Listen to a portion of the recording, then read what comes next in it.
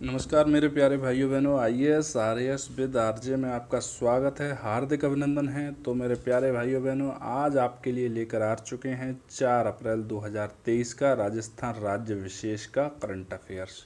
तो दोस्तों, हम अपने करंट अफेयर के डिस्कशन में जो सरकारी साइट्स हैं उन पर जो चीज़ चर्चा में रही होती है उनको समाहित करते हैं। इधर उधर फालतू की बकवास आपके लिए लेकर नहीं आते, क्योंकि ऑलरेडी आरएएस के बच्चों पर बहुत सारा वर्डन होता है, बहुत सारी सब्जेक्ट का। यदि वो ऐसे में 2-3 घंटा यदि करंट अफेयर को देंगे तो फिर उनकी व्यवस्था नहीं बैठ पाएगी, व्यवस्था हो जाएंगी सारी भंग।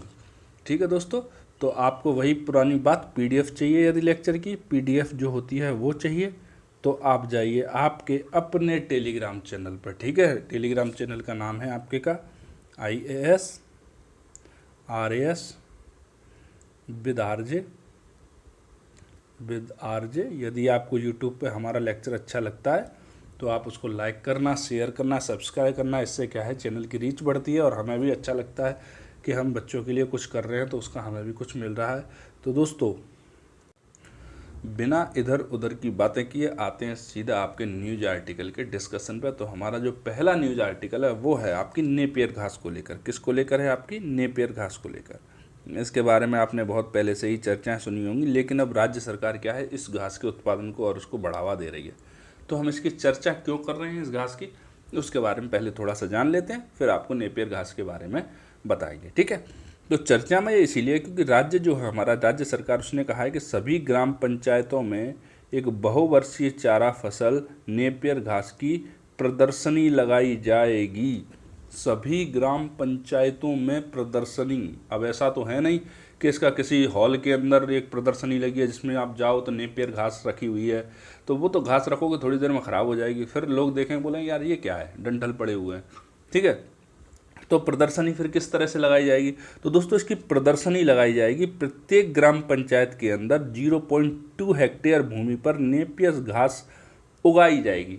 वहाँ पर क्या है, 0.2 हेक्टेयर भूमि पर नेपियर घास उगाई जाएगी। फिर किसानों से बताया जाएगा कि देखिए ये कितने दिनों में तो ग्रो कर जाती है, इसकी लागत कुछ नहीं है, इसकी पौष्टिकता इसकी बहुत ज़्यादा है। ठीक है, एक बार लगाने पर 3 से 4 साल के लिए दोबारा इसको उगाने की ज़रूरत नहीं है, ये खुद से ही उसमें से ही निकलती रहेगी और बड़ी होती रहेगी। ठीक है दोस्तों, तो इसकी प्रदर्शनी लगाएगा कौन? इसकी प्रदर्शनी लगाई जाएगी राजस्थान बीज उत्पादन एवं वितरण मिशन के तहत। हमने कल ही पढ़ा था, कल या परसों में, जो मिलेट कॉन्क्लेव है, जो मिलेट मिशन है, उसके अंतर्गत राजस्थान ने क्या किया, राजस्थान सरकार के द्वारा जो बाजरा और अन्य मोटे अनाज होते हैं उनके बीजों का वितरण किया गया है। ठीक है, तो आप इस तरह की चीज़ों को लिंक करते रहना। आपके दिमाग में यदि आप लगातार लेक्चर लेंगे तो एक लिंक बन जाएगी। ठीक, जो लिंक आपके एग्जाम में बहुत इंपॉर्टेंट रहेगी। चाहे आपसे प्रीलिम्स में पूछ लें तो क्वेश्चन नहीं जाएगा, मेंस में पूछ लें तो क्वेश्चन नहीं जाएगा, और इंटरव्यू के अंदर तो भैया आपसे पूछा ही वो जाता है जो गवर्नमेंट की एक लक्ष्य होता है, एक विजन होता है, वही पूछा जाता है आपसे इंटरव्यू के अंदर। क्योंकि आप कहीं ना कहीं गवर्नमेंट के वो बनोगे, आप फेस बनोगे, जाके जनता के सामने गवर्नमेंट के फेस हो आप होते हो। ठीक है, तो दोस्तों, इसकी जो प्रदर्शनी है वो कहाँ लगेगी? पहले तो प्रगतिशील किसान जो है वो जो बोलेंगे भैया हमारे यहाँ लगा दो, हम तैयार हैं, तो या तो उनके यहाँ या विभागों में जो फार्म होते हैं उन पे लगा दी जाएगी। भाई ठीक है, प्रत्येक ग्राम पंचायत में एक विभाग का एक भवन होता है, वहाँ लगा दी जाएगी। कोई व्यक्ति नहीं लगाना चाह रहा कि भाई उसकी लगाई जाए उसकी ज़मीन पर, तो कैसे लगाओगे आप? या तो प्रगतिशील किसान है वो सामने ही आ जाए खुद से ही, भैया हमारी पे लगा दो, तो उसके पे लगा दी जाएगी, या विभागों के फार्म पे लगा दी जाएगी। विभाग है उसका एक इसकी एक बिल्डिंग है, उसकी एक ज़मीन पड़ी है, उस पर लगाई जाएगी प्रदर्शनी, या कृषि प्रशिक्षण केंद्र के अंदर लगाई जाएगी। ठीक है, या फिर प्रमुख गौशालाओं में यह घास लगाई जाएगी।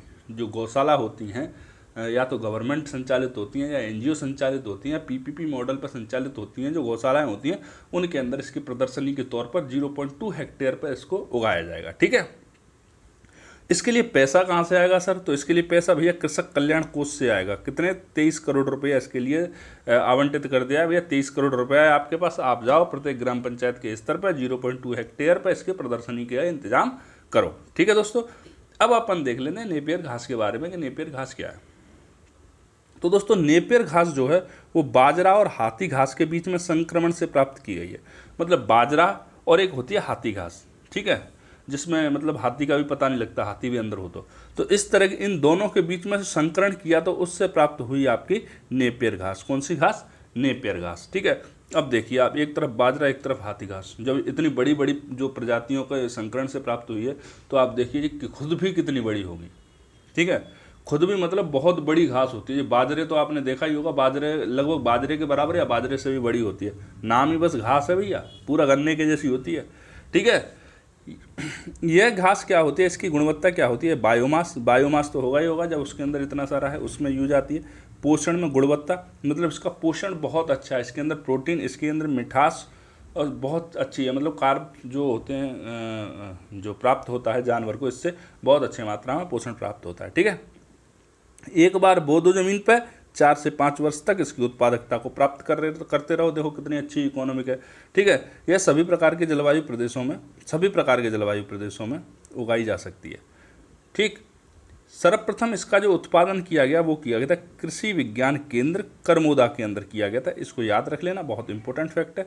वैसे तो इसके अंदर सारे ही फैक्ट हैं, बहुत अच्छे हैं, बहुत इंपॉर्टेंट है आपके एग्जाम के लिए, प्रीलिम्स मेंस इंटरव्यू आरएस वाले मेरे भैया बहन जितने भी हैं उसको दिमाग में छाप लो, क्योंकि गवर्नमेंट की, चाहे गवर्नमेंट किसी भी पार्टी की हो, राजस्थान के अंदर फिलहाल एक ही चीज़ पर फोकस रहना है, वो रहना है कृषि के अंदर और रहना है पशुपालन के अंदर, क्योंकि ये बहुत बड़े सेक्टर हैं राजस्थान के अंदर रोजगार देने के। अभी आपने देखा होगा दुग्ध उत्पादन में राजस्थान प्रथम नंबर पर आया है, और राजस्थान आगे भी इसको मेंटेन करके रखेगा, क्योंकि ये बहुत बड़ा सेक्टर है जहाँ लोगों को रोजगार प्राप्त होता है। ठीक है, और कोरोना के बाद तो ये बहुत बड़ा सेक्टर बन के निकला है, जब लोगों के पास से सारी की सारी नौकरियां चली गई थी तो उनको सहारा दिया ही पशुपालन ने और खेती ने किया था। ठीक है दोस्तों, तो ये आपके लिए बहुत इंपॉर्टेंट रहने वाली है। अब चलते हैं अपन अगले न्यूज आर्टिकल की तरफ। अब चलते हैं अपने आज के दूसरे न्यूज आर्टिकल की चर्चा करते हैं। दोस्तों पहले हम देखते हैं चर्चा में क्यों है। तो ये चर्चा में है, मतलब किसके बारे में हम टॉपिक में चर्चा करने वाले, तो हम चर्चा करने वाले हैं राजस्थान महिला निधि के बारे में। ठीक है, तो ये चर्चा में क्यों है, अब उसके बारे में आपको थोड़ा सा बता देते हैं, थोड़ा सा जान लेते हैं उसके बारे में।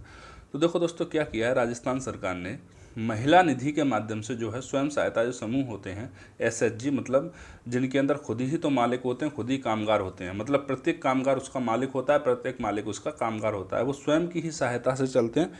काम करने वाले स्वयं वही लोग होते हैं जिन्होंने उस व्यवसाय को खोला होता है। ठीक है, तो उसमें क्या है, देखो कोई भी स्वयं सहायता समूह आज किसी ने खोला, ओपन किया, एक संगठन बनाया जिसके माध्यम से कोई काम धंधा खोला, तो ऐसा तो है नहीं कि सीधा पैसा शुरू में ही सबकी जेब में हो और अपने घर से पैसा लगाया और बिजनेस शुरू कर दिया।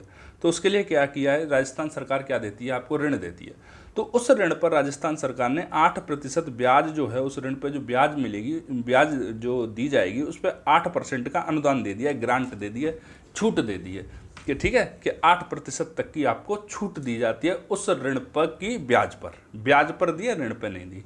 ऋण जो आपने लिया है वो एज इट इज लौटाना पड़ेगा, 8% ब्याज पर छूट दे दी है। ठीक है, तो दोस्तों इसके प्रमुख बिंदु क्या हैं उसको एक बार अपन देख लेते हैं। तो वित्त वर्ष 2023-24 के लिए 12 करोड़ रुपए के अतिरिक्त वित्तीय प्रावधान को मंजूरी दे दी है। अतिरिक्त वित्तीय प्रावधान क्यों भैया, जो बैंक हैं जिन्होंने ऋण दिया है, ठीक है, ये गवर्नमेंट की तरफ से ही तो ग्रांट है, बैंकों की तरफ से तो है नहीं, तो बैंक तो भैया अपना पूरा लेगा।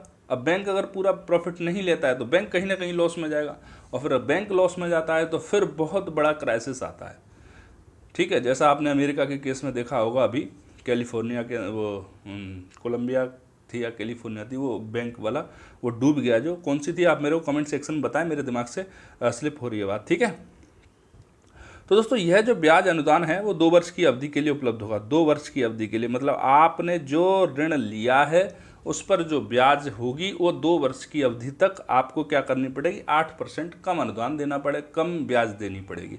तो आप 2 वर्ष के भीतर लौटा दें पूरा ऋण, नहीं उसके बाद फिर आपको पूरी ब्याज देनी पड़ेगी। ठीक है दोस्तों, 1 लाख रुपए तक के ऋण पर यह लागू होगा। 1 लाख रुपए तक की, यदि आपने ले रखा है 10 लाख, 20 लाख, 50 लाख का, तो फिर ये योजना, ये स्कीम जो है वो उस पर लागू नहीं होगी। ये लागू होती है सिर्फ 1 लाख रुपए तक के पे। आपने 50,000, 60,000, 70,000, 1 लाख, मतलब 1 लाख तक लिया हुआ, 1 रुपया भी ऊपर हुआ आपका, तो आपको पूरी ब्याज देनी पड़ेगी। ठीक है मेरे भाई बहनों, अब अपन बात कर लेते हैं। देखो राजस्थान महिला निधि है, उसके माध्यम से स्वयं सहायता समूह को सहायता दी जा रही है। तो अपन महिला निधि के बारे में जान लेते हैं कि महिला निधि क्या है। ठीक है, तो राजस्थान के अंदर महिला निधि क्या है, राजस्थान महिला निधि, इसकी घोषणा की गई थी, इसकी स्थापना 26 अगस्त 2022 को की गई थी। ठीक है, कब की गई थी, महिला समानता दिवस के अवसर पर। मतलब महान महिला समानता दिवस कब मनाया जाता है, 26 अगस्त 2022, मतलब 26 अगस्त को बनाया जाता है, प्रतिवर्ष बनाया जाता है 2022 में नहीं। 2022 में क्या किया गया था, इस पर राजस्थान महिला निधि जो है उसकी क्या की गई थी, घोषणा की गई थी। ठीक है, इसका उद्देश्य क्या था, इसका उद्देश्य था स्वयं सहायता समूह के वित्तीय प्रबंधन के लिए। मतलब वित्तीय शुरू शुरू में बेचारों के पास कहाँ से आया, मैं ही हूँ, कोई है, आप हैं, अब शुरू में बिजनेस शुरू करेंगे तो फिर कहाँ से पैसा होगा, और पैसा होता ही तो फिर बिजनेस काहे को शुरू करते, फिर तो मौज उड़ाते दुनिया में। ठीक है, ड्रीम 11 पर टीम बनाओ, मौज करो, तो ऐसी टीम बनाते, मौज करते। तो महिलाओं को सुगमता से रोजमर्रा की आवश्यकता है व स्वरोजगार के लिए सुलभ और पर्याप्त मात्रा में ऋण उपलब्धता ऋण की जो उपलब्धता है उसको सुनिश्चित कराने के लिए क्या किया गया था, जो राजस्थान महिला निधि की स्थापना की गई थी 26 अगस्त 2022 को। ठीक है मेरे भाइयों बहनों, तो उम्मीद करता हूँ राजस्थान महिला निधि आपकी समझ में आ गई होगी। अब चलते हैं थोड़ा सा और आगे। अगला हमारा जो न्यूज आर्टिकल है वो है भैया IM शक्ति कौशल समर्थ योजना। कौशल होना चाहिए, जब कौशल होगा तो आप समर्थ तो खुद से ही हो जाएंगे। ठीक है, अब ये चर्चा में क्यों रही है, चर्चा में दोस्तों ये इसीलिए रही है क्योंकि राजस्थान सरकार के द्वारा महिला सशक्तिकरण के क्षेत्र में किए जा रहे प्रयासों के कारण 2000 से अधिक महिलाओं को रोजगार प्रशिक्षण प्रदान किया गया है। जब 2000 से अधिक महिलाएं रोजगार में प्रशिक्षित होंगी तो समर्थ तो खुद से ही हो जाएंगी। और समर्थ महिला सशक्त परिवार, ये तो आप जानते ही जानते हैं, जिस परिवार की महिलाएं समर्थ होती हैं वो परिवार बहुत सशक्त होता है। ठीक है, इसके महत्वपूर्ण जो बिंदु हैं उनके बारे में, जिनका क्या उद्देश्य है इसका समर्थ योजना का, उसके बारे में अपन थोड़ा सा जान लेते हैं। तो दोस्तों इसका जो संचालन कर रहा है IM शक्ति कौशल समर्थ योजना, उसका जो संचालन कर रहा है वो है आपका राजस्थान कौशल विकास आजीविका निगम, राजस्थान कौशल आजीविका विकास निगम और महिला अधिकारिता निदेशालय। इन दोनों के क्या है, ये दोनों के द्वारा इसका संचालन किया जा रहा है इस वाली योजना का। ठीक है, कौन कौन से विभाग के द्वारा, दोस्तों इन विभागों को याद बहुत अच्छे से कर लेना। 1 या 2 प्रश्न आपको प्रत्येक एग्जाम में राजस्थान की में, चाहे वो CET का हो चाहे वो RS का हो, 1 या 2 प्रश्न आपको मिलेंगे ही मिलेंगे। और बहुत लंबा बड़ा टास्क नहीं है, 10, 15, 20 आपके मंत्रालय विभाग हैं जो हाईलाइट रहते हैं, उन्हीं को आपको रटना है और ज़्यादा कुछ नहीं करना। ज़्यादातर वेलफेयर की जो स्कीम्स हैं वो उन्हीं के द्वारा की जाती हैं। ठीक है, इसका उद्देश्य क्या है, तो इसका उद्देश्य है महिलाओं को परिधान, IT लॉजिस्टिक्स, खुदरा, इलेक्ट्रॉनिक्स, स्वास्थ्य देखभाल, सौंदर्य, महिला है तो भैया सौंदर्य तो होगा ही होगा, बिना इसके तो महिला घर से ही ना निकलेगी, फिर किस पर करवाओगे सारे काम, पर्यटन, हस्तशिल्प कला सहित कुल 35 क्षेत्रों में प्रशिक्षण दिया जाता है। ठीक है भैया, 35 क्षेत्र हैं जिनके अंदर प्रशिक्षण दिया जाता है इन दोनों विभागों के द्वारा जो योजना संचालित की जा रही है उस योजना के माध्यम से। इससे क्यों दिया जाता है भैया, क्योंकि इसमें से अपने पसंदीदा क्षेत्र को महिलाएं चुनाव कर लें और उसमें स्वरोजगार और रोजगार प्राप्त करें। ठीक है, इसमें से क्या है, इसमें से अपने पसंदीदा क्षेत्र में महिलाओं को रोजगार और स्वरोजगार के लिए निःशुल्क प्रशिक्षण दिया जाता है। आप प्रशिक्षित हो गए, चाहे आप महिलाओं के परिधान मतलब फैशन डिजाइनिंग में प्रशिक्षित हो जाओ, IT लॉजिस्टिक्स में हो जाओ, इलेक्ट्रॉनिक्स में हो जाओ, स्वास्थ्य संबंधी देखभाल की जो रोजगार हैं उनमें हो जाओ आप, चाहे सौंदर्य मतलब ब्यूटी पार्लर में हो जाओ आप, पर्यटन हस्तकला में किसी भी क्षेत्र में हो जाओ, 35 क्षेत्र हैं उनमें से किसी में भी आप पारंगत होता हो, प्रशिक्षण प्राप्त कर लो, आपको जो अच्छा लगता है उस क्षेत्र के अंदर। ठीक है, इससे क्या होगा, आप रोजगार और स्वरोजगार जनरेट होंगे। ठीक है, देखो दोस्तों, जिन 2000 महिलाओं की बात हो रही थी वो हैं टोटल 2035 महिलाओं को प्रशिक्षण दिया जा चुका है। 2000 से अधिक का मतलब 2035। ठीक है, महिलाओं को प्रशिक्षण प्रदान करने में राज्य में कुल 33 कौशल विकास केंद्र संचालित किए जा रहे हैं। कितने कौशल विकास केंद्र संचालित हैं, 33। अब ऐसा नहीं है 33 हैं वो 33 के 33 जिलों के अंदर हैं, इनका जो वितरण है वो थोड़ा सा अनिश्चित है, टोटल 33 हैं लेकिन। ठीक है, इस योजना का लाभ उठाने के लिए लाभार्थी के लिए क्या पात्रता होनी चाहिए, तो पात्रता में सिर्फ एक ही है कि उस राजस्थान की बालिका होनी चाहिए, आयु 16 वर्ष या उससे अधिक होनी चाहिए, बस। उसके अलावा कोई भी योग्यता जो है वो उसकी ज़रूरत नहीं है, पात्रता सिर्फ इतनी सी है। ठीक है, अब अपन चलते हैं अगले न्यूज आर्टिकल की तरफ। ये न्यूज आर्टिकल क्या है, कुछ फैक्ट हैं और इन फैक्टों को हम देख रहे हैं क्योंकि पाली है वो नया संभाग बना है। यदि पाली नया संभाग नहीं बनता तो ये जो फैक्ट हम देख रहे हैं उनकी कोई वैल्यू नहीं थी, उनको देखने की भी कोई आवश्यकता नहीं थी, क्योंकि इस तरह से राजस्थान सरकार यदि सवाल बनाती और पूछती फिरेगी तो भैया हो ही जाए, आप भी नहीं कर पाओगे। जो बड़े बड़े सेक्टर हैं पढ़ने के, आप उनको छोड़ दोगे। ठीक है, तो अपन देख लेते हैं, एक नज़र मार लेते हैं क्या जाता है अपना। तो बास्केटबॉल मैदान का लोकार्पण हुआ है, कहाँ हुआ है, पाली के अंदर। कौन सी जगह पर, पाली में। क्या बास्केटबॉल मैदान का लोकार्पण कहाँ किया गया है, पाली के अंदर। सूर्य नमस्कार पेडिस्टल, सूर्य नमस्कार मतलब सूर्य नमस्कार की सारी मुद्राएं होंगी जो किसी चौराहे पर लगा दी जाएंगी, ठीक है। उसका लोकार्पण कहाँ किया गया है? पाली के अंदर किया गया है। 3 जनता क्लिनिक कौन कौन सी जगह? ट्रांसपोर्ट नगर पे, सर्वोदय नगर पे और मानपुरा पे, ठीक है। इनका लोकार्पण कहाँ किया गया है? पाली के अंदर। तो पाली के अंदर फिलहाल 3 चीज़ों का लोकार्पण हुआ है, बास्केटबॉल मैदान का, सूर्य नमस्कार पेडेस्टल का और 3 जनता क्लिनिक का। इन तीनों फैक्ट में से 2 ऊपर के हैं, वो आपके एग्जाम के लिए इंपॉर्टेंट है। तीसरा वाला आपसे मुझे नहीं लगता कि पूछा जाएगा ज़्यादा, ठीक है। अब अपन चलते हैं आगे। तो दोस्तों हमारा अगला जो न्यूज आर्टिकल है वो है आपका राजस्थान गौरव सम्मान। राजस्थान गौरव सम्मान, इसकी जो संस्था है देने वाली वो बहुत इंपॉर्टेंट है आपके लिए। उस संस्था का नाम ज़्यादा याद रख लेना, उससे ये जिन जिन लोगों को ये पुरस्कार मिला है उससे ज़्यादा इंपॉर्टेंट है इस संस्था का नाम जो पुरस्कार देती है, ठीक है। तो राजस्थान गौरव सम्मान है, यह जो संस्था है, जो ये इस सम्मान को प्रदान करने वाली जो संस्था है वो है संस्कृति युवा संस्था। कौन सी संस्था? संस्कृति युवा संस्था, ठीक। इस संस्था के द्वारा दिया जाता है। क्यों दिया जाता है भैया? विभिन्न क्षेत्रों, मतलब अलग अलग क्षेत्रों में, किसी क्षेत्र विशेष में नहीं, ये सर्वांगीण क्षेत्र में देती है। यदि कोई उत्कृष्ट कार्य कर रहा है, कोई उत्कृष्ट कार्य यदि बोझा उठाने में भी कर रहा है तो उसको भी ये संस्था पुरस्कार दे सकती है। इसीलिए तो मैं कह रहा था आपसे, जिन लोगों को पुरस्कार प्राप्त हुए हैं वो ज़्यादा इंपॉर्टेंट नहीं है। राजस्थान गौरव सम्मान पुरस्कार किस संस्था के द्वारा प्रदान किया जाता है, ये सम्मान जिस संस्था के द्वारा प्रदान किया जाता है वो संस्था इंपॉर्टेंट है बस, ठीक। लेकिन फिर भी अपन जान लेते हैं, एक नज़र घुमाने में क्या फ़र्क पड़ता है अपने पर, जब इतना पढ़े तो 2 लाइनें और सही, ठीक है। राजकीय एवं प्रशासनिक सेवा में, सेवा का जो क्षेत्र है उसमें किसे पुरस्कार दिया गया है? तो रिटायर्ड कर्नल हैं वीएस बलोटिया साहब, सीनियर आईएएस हैं अमिताभ शर्मा जी, आईपीएस हैं आपके राजीव पचार जी, आईईएस इंजीनियरिंग सर्विस वाले जी हैं आशु सिंह राठौड़ जी, और आईआरएस इंडियन रेवेन्यू सर्विस से उनके नितिन कुमार जयमन जी, ठीक है जी। अब से चिकित्सा के क्षेत्र में किसको प्रदान किया गया है? तो हमारे एसएमएस हॉस्पिटल है उनके अधीक्षक, इनसे श्रेष्ठ हो भी कौन सकता था, क्योंकि चिकित्सा के क्षेत्र में इनसे ज़्यादा शायद ही कोई कार्य कर रहा होगा राजस्थान के अंदर। श्री अचल शर्मा जी हैं, उनको दिया गया है, ठीक है। इंटरप्रेन्योर में दिया गया है आपके अंकित जैन जी को, ये दुबई बेस्ड है, दुबई में रहते हैं, दुबई से आए थे सम्मान पुरस्कार लेने के लिए, ठीक है।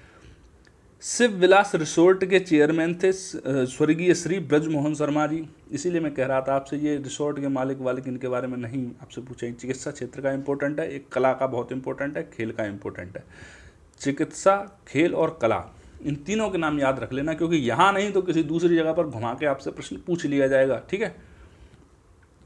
खेल में दिया गया है इंटरनेशनल वुडबॉल प्लेयर हैं ये, वुडबॉल, एक वुडबॉल होती है भैया, लकड़ी की गेंद, पता नहीं कैसे खेलते हैं इसको, वुडबॉल प्लेयर हैं, उनके अजय सिंह जी को दिया गया है। और दूसरे फुटबॉल के खिलाड़ी ये भी अजय सिंह जी हैं, दोनों ही अजय हैं, एक अजय मीणा जी और एक अजय सिंह जी, ठीक है। कला के क्षेत्र में आपकी मांड गायिका बेगम बतूल को दिया गया है, बेगम बतूल। कला के क्षेत्र में ये मांड गायिका है, मांड गायकी करती हैं। आपसे 4 ऑप्शन दिए जाएंगे, निम्नलिखित में से किस गायिका का संबंध मांड गायकी से, और आपको 2-4 नाम दे दिए जाएंगे और आप फंस जाओगे। इस तरह से यहाँ से इंडायरेक्टली प्रश्न बन सकता है। खेल वाले से भी इंडायरेक्टली ऐसे ही प्रश्न बनेगा आपका, ठीक है। अब व्यवसाय के क्षेत्र में दिया गया प्रताप सिंह जी को और रविंद्र प्रताप सिंह जी को, एक IT प्रोफेशनल है सुदीप जी, इनको दिया गया। तो ये इतना इंपॉर्टेंट है। इंपॉर्टेंट आपके लिए 3 ही चीज़ें, चिकित्सा के क्षेत्र में किसे प्रदान किया गया, खेल के क्षेत्र में और कला के क्षेत्र में किसे प्रदान किया गया है। आप इन तीनों चीज़ों पे ही ध्यान रखना, ठीक है दोस्तों। कोशिश करो स्मार्ट स्टडी करने की। अब स्मार्ट स्टडी कोई ऐसे नहीं होती कि चश्मा लगाया, टोपी लगाई, नहा धो के और बाल ऐसे वैसे करके जीन्स वीन्स डाल के बैठे सर हम स्मार्ट लग रहे हैं, अब स्मार्ट स्टडी करेंगे। स्मार्ट स्टडी ऐसे नहीं होती दोस्त। स्मार्ट स्टडी का अर्थ होता है सिलेक्टिव स्टडी, जो आपके एग्जाम में आने के लिए सबसे ज़्यादा जिस चीज़ की संभावना है उस चीज़ को आपके सिलेबस में से पिक करना और उसका रट्टा लगाना, ये होती है स्मार्ट स्टडी। और गधा मजदूरी क्या होती है? जो मिला वो रटने बैठ गए, जहाँ से मिला वो रटने बैठ गए, ये होती है गधा मजदूरी। तो आपको गधा मजदूरी नहीं करनी है, ठीक है। आपको एग्ज़ाम निकालने के लिए 60 से 70% अंकों की ज़रूरत है, और जो लोग 60 से 70% अंकों के लिए मेहनत करते हैं और सिलेक्शन पा जाते हैं वो होते हैं स्मार्ट। जो 100% लाने की मेहनत करते हैं और सिलेक्शन नहीं पा पाते वो होते हैं गधे। गधागिरी जो होती है, मजदूरी, गधा मजदूरी जो ज़्यादातर बच्चे करते हैं वो। मैं गधा किसी को संज्ञा नहीं दे रहा, लेकिन गधा मजदूरी का मतलब ये है भैया कि आंख बंद करी, जो जहाँ से हाथ में आया रटने बैठ गए, रटने बैठ गए, रटने बैठ गए, रटने बैठ गए, जिसने जो पकड़ा दिया आरएस के नाम पे उसको रटने बैठ गए। तो ऐसा मत करना दोस्तों, ठीक।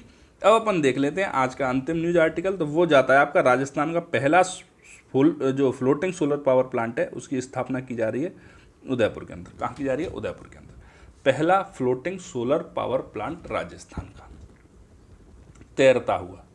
तो आप बोलोगे सर इसको पानी में क्या नाव है, ये नाव के अंदर लगाया गया तैरता रहेगा इधर से उधर? नहीं भाई, नाव के अंदर नहीं लगाया जाता, लेकिन ये क्या है, पानी के ऊपर रहता है। जब पानी के ऊपर रहता है तो जब पानी के अंदर लहरें होती हैं, कुछ होती हैं, तो ऐसा फील होता है जैसे तैर रहा है। वैसे तैरता हुआ नहीं होता, ये उस तरह से तैरता नहीं, ये फिक्स रहता है। या ठीक है ना। ये कहाँ पर लगाया जा रहा है? तो ये लगाया जा रहा है एक खदान के ऊपर। अब आप सोचो ये खदान कितनी बड़ी होगी। ठीक है, लगभग 7200 मीटर स्क्वायर क्षेत्रफल है इस खदान का, जिसके अंदर क्या भर गया है? बरसात का पानी। जब पानी भर गया है इस खदान के अंदर तो इस पर क्या लगाना बेहतर है भैया? फ्लोटिंग सोलर पावर प्लांट लगा दो। अब सोचो खदान है तो कितनी गहरी होगी, इसमें कोई चला गया तो चला ही जाएगा। ठीक है, इसकी स्थापना किसने करी है? उदयपुर सीमेंट कंपनी है, उसके द्वारा की गई है। ये उसी की अपनी खदान है, दरोली खदान इसका नाम है। कौन सी खदान? दरोली खदान इसका नाम है, जिसका क्षेत्रफल है आपका 7200 मीटर। अब आप मुझे बताओ, भारत का और विश्व का पहला फ्लोटिंग सोलर पावर प्लांट कहाँ स्थित किया गया था और किसने स्थापित किया था? इसको आप कमेंट सेक्शन में ज़रूर बताना दोस्तों। तो अपने खुद से थोड़ी सी रिसर्च करोगे, थोड़ी मेहनत करोगे, तो वो ज्ञान है आपका हमेशा के लिए आपके दिमाग में छप जाएगा। कोई और बनी हुई आपको देता रहेगा जलेबियाँ, तो जलेबियाँ खा के मस्त रहोगे फिर आप। तो ठीक है दोस्तों, उम्मीद करता हूँ आज के न्यूज़ आर्टिकल आपके एग्ज़ाम में आएंगे और आपकी समझ में आ गया होगा। तो दोस्तों मिलते हैं आपसे अगले न्यूज़ आर्टिकल में, अगले वीडियो लेक्चर में नई नई खबरों के साथ में। तब तक के लिए जय हिंद, जय भारत।